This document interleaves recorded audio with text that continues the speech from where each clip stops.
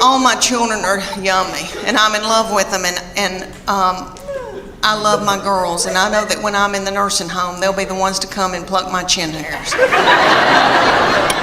Because he is now since married and gone off with his wife and her people. And that's what boys do. They cling to their wife. That's biblical. He said to me, Mom, she is now my immediate family. You are my extended. That's what he said to me right before they got married. And he said, Mom, that's biblical. I'm supposed to cling to my wife. And I thought, why did I show him the Bible? Well, he has always been spiritually mature. We call him our little Billy Graham. My husband and I, we didn't do it. God did it. I'm full of sin. Okay. I've been washed in the blood, but I've been a horrible, horrible person. Not too bad, but okay. So this baby has been just like an old man all of his life. Let me give you an example. He had a little girlfriend in high school, and he would go over to her house and they'd watch movies. And he came home one night and he used to tell me everything. And I said, what y'all been doing? He said, well, we've been watching television and kissing on the couch. And I said, okay, baby, okay. That's all right. That's normal.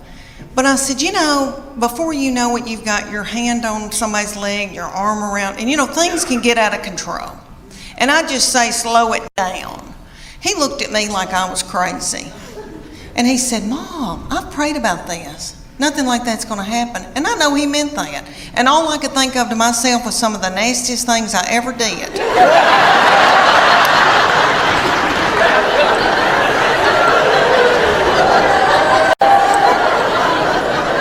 Was at the Adams United Methodist Youth Fellowship on a hayride.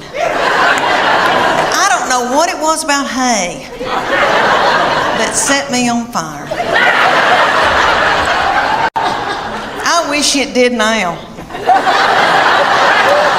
because I could get a new purse out of that. I wish it did now,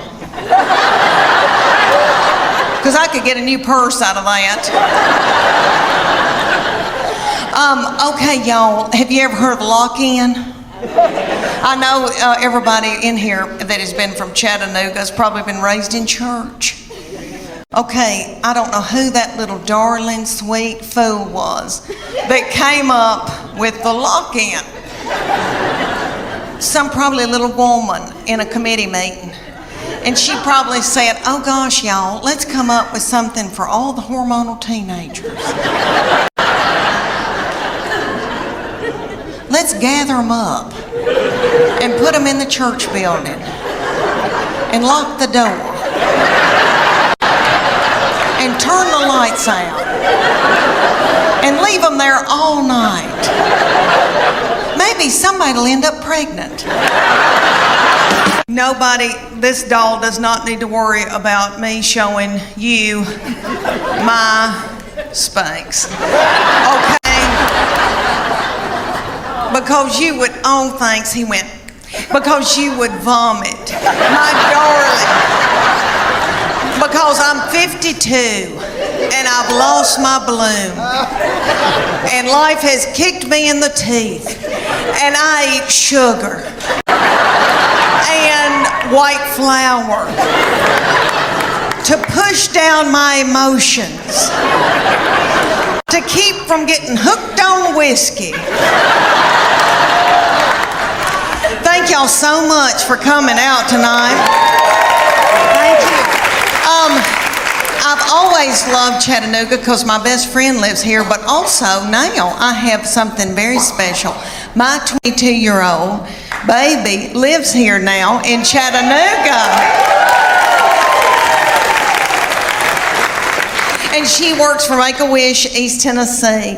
And you may have seen the video that Trish was talking about that's got over 15 million views, and I talk about her being mean. It's just to me. She's just mean to me, not other people. She holds it in so she can spew it out onto me. But she knows she's very sweet and very precious, and she's been backstage with me. But no, I'm not going to show you my Spanx, and you better be thankful I don't have on my Soma panties tonight. But my Spanx is like folding down over my stomach as we speak.